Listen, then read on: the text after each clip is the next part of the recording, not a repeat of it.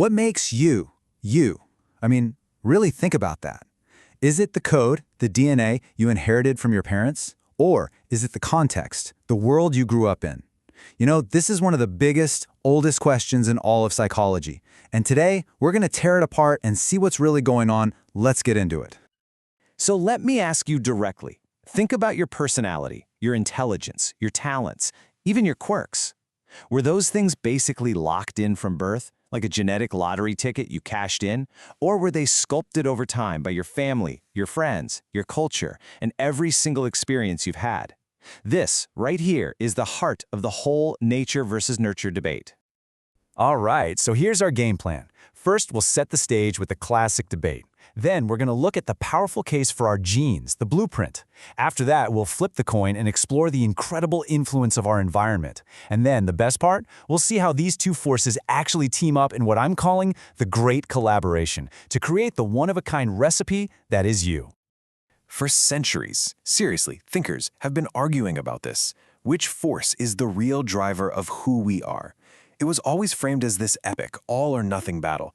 Genetics on one side, environment on the other.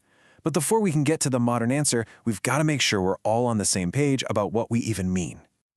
Okay, let's meet our two main players. First up, you've got nature. This is all about your genes, your DNA, the biological instruction manual you inherit from your parents. Think of it as the raw ingredients. Nurture, on the other hand, is, well, it's pretty much everything else. Your family, your school, the culture you live in, the books you read, the friends you make, every single experience from the moment you're conceived. So, let's start with the case for nature. What part of you is actually written in your genetic code? Well, as it turns out, a whole lot. Research is pretty clear that our DNA gives us a powerful starting point for many of our core characteristics. Now, this absolutely does not mean your genes are your destiny, not at all. But they do create, let's call them tendencies or predispositions.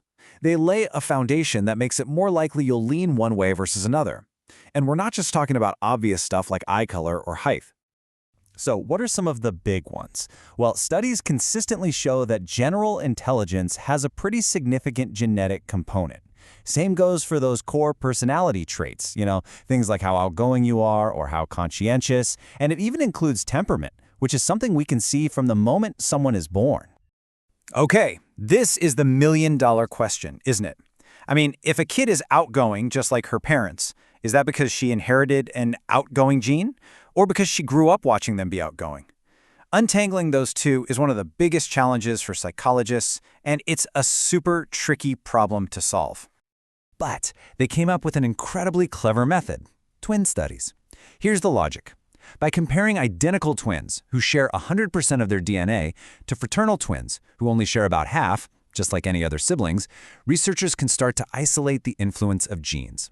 If identical twins are way more similar on a certain trait, say creativity, than fraternal twins are, that's a huge clue that genes are playing a big role. And the most amazing evidence? It comes from those rare cases of identical twins separated at birth, raised in totally different homes, who meet as adults and discover they have the exact same weird habits or married people with the same name. It's just wild. Let's just zoom in on temperament for a second, because it's a perfect example of nature at work. Psychologists observed infants and found that, right from the get-go, some are just born more reactive and shy. They startle easily. Others are naturally more bold and curious. These are innate tendencies, visible long before the world has had much time to leave its mark. Okay, so genes are clearly a massive piece of the puzzle. Got it. But they are nowhere near the whole story. So now let's flip the script and look at the other side of the debate, the incredible shaping power of our environment, aka nurture. Yeah, your genes might provide the blueprint, but your environment is the construction crew.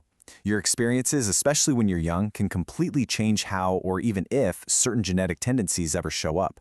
I mean, a child could have the genetic potential to be a musical genius, but if they never see or touch a piano, that potential just stays locked away. A classic example of nurture's impact is parenting. Research has shown how different parenting styles can lead to really different outcomes. An authoritarian style, which is super strict and demanding, might get you an obedient kid, but often one with lower self-esteem. On the flip side, an authoritative style, which is warm but also has clear rules and expectations, tends to raise kids who are confident and capable. Same kid, different environment, you can get a very different person. And it's not just our immediate family, right? The broader culture we grow up in shapes us in these deep, often invisible ways. For example, many Western cultures are highly individualistic. They celebrate personal achievement and standing out. In contrast, many Eastern cultures are more collectivist, where the focus is on group harmony and fitting in. This affects everything from how we define success to how we interact with others. So, we've seen these powerful arguments for both nature and nurture. For a long, long time, the debate was just stuck here, with these two camps basically fighting it out. But here's the thing. Modern psychology has moved way beyond this simplistic battle.